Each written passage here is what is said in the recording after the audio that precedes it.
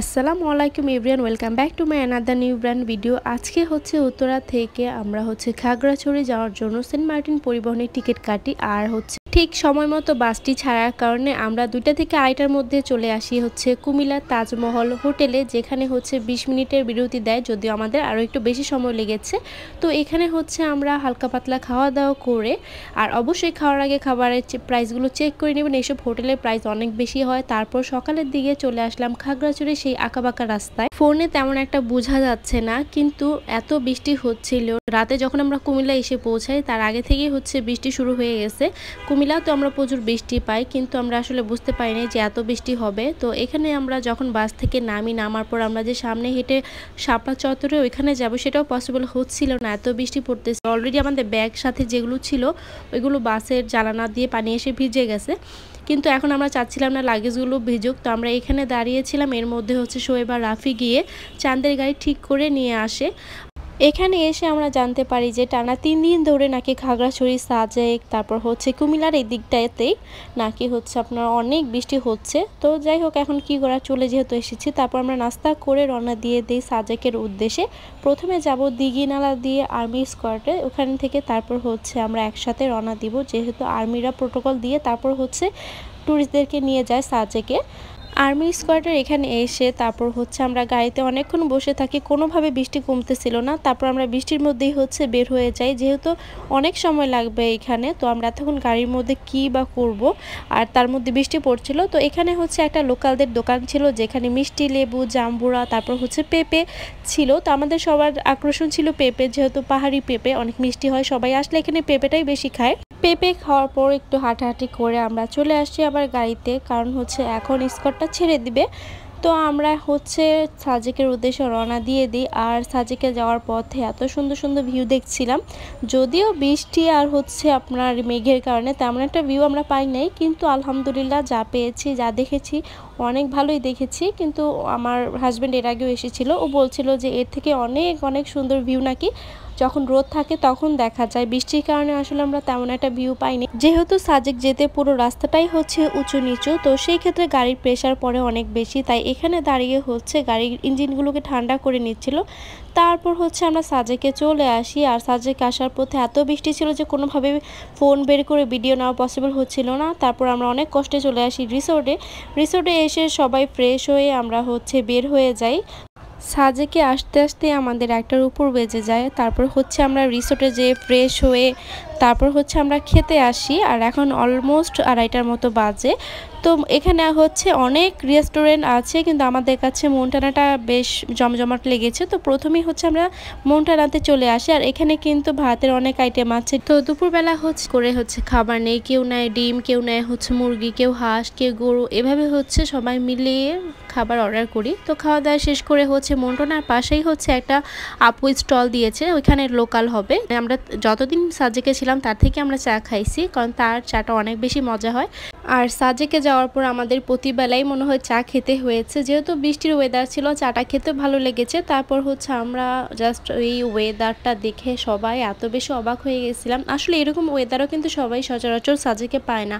আলহামদুলিল্লাহ এই ওয়েদারটাও দেখছি, তারপর ভিউও পাইছি, সবই পাইছি।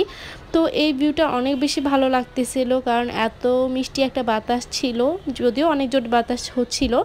আর ঝিরিঝিরি বৃষ্টি প্লাস এরকম একটা ওয়েদার। যেহেতু কিছুটা বৃষ্টি কম ছিল, তাই আমরা সবাই প্ল্যান করলাম যে একটু রেডি হয়ে নিই। রেডি হয়ে তারপর আমরা কিছু পিকচার তুলি, যেহেতু আমরা ঘুরতে এসেছি তাই ঘুরি, এবার বৃষ্টি হলেও কিছু করার নাই। তারপর যখন আমরা রিসোর্টে আসলাম, রিসোর্ট থেকে বেশ ভালো একটা ভিউ পাইছি, কারণ টোটালি একদম সাদা ভিউ দেখতেছিলাম, তার মধ্যে একটু ভিউ পাতে আমরা খুশি হয়ে গেছিলাম।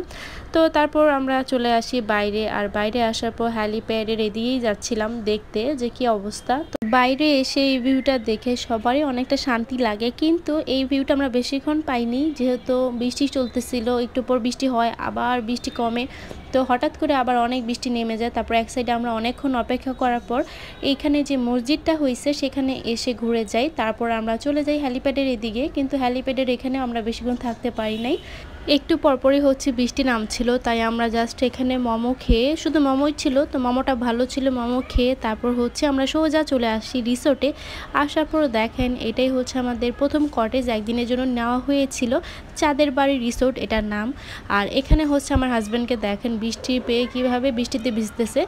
বৃষ্টির কারণে এরপর হচ্ছে আমরা রিসোর্টেই থাকি, বের হই না, প্রচুর বৃষ্টি হয়। আর মাঝখানে জাস্ট শোয়েব আর রাফি যে মন্টানাতে বারবিকিউর অর্ডার দিয়ে আসে, রাতে আমরা ডিনার করব।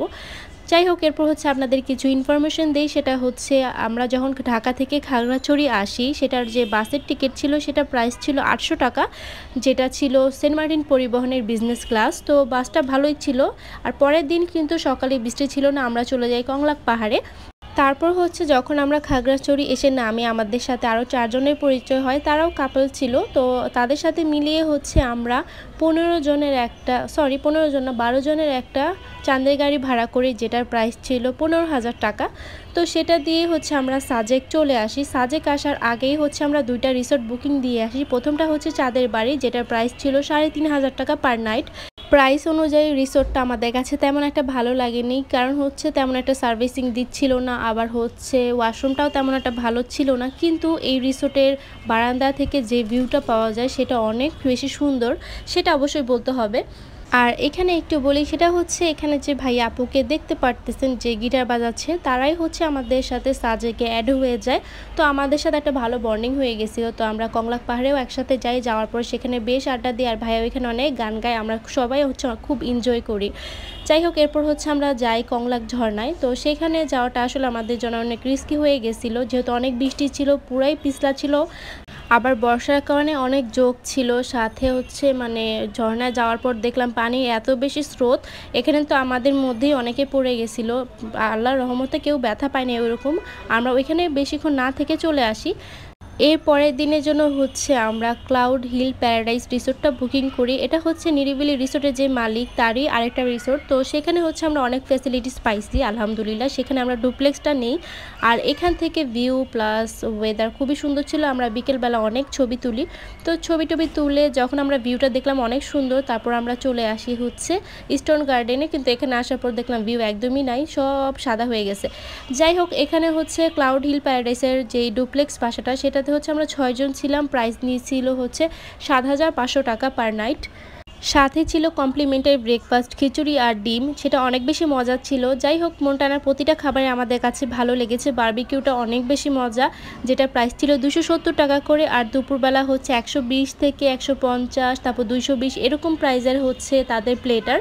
তো যাই হোক, এই হচ্ছে টোটাল একটা ডিটেলস সাজেক সম্পর্কে। যদি আরও ইনফরমেশন জানার হয় অবশ্যই কমেন্ট করে জানাবেন।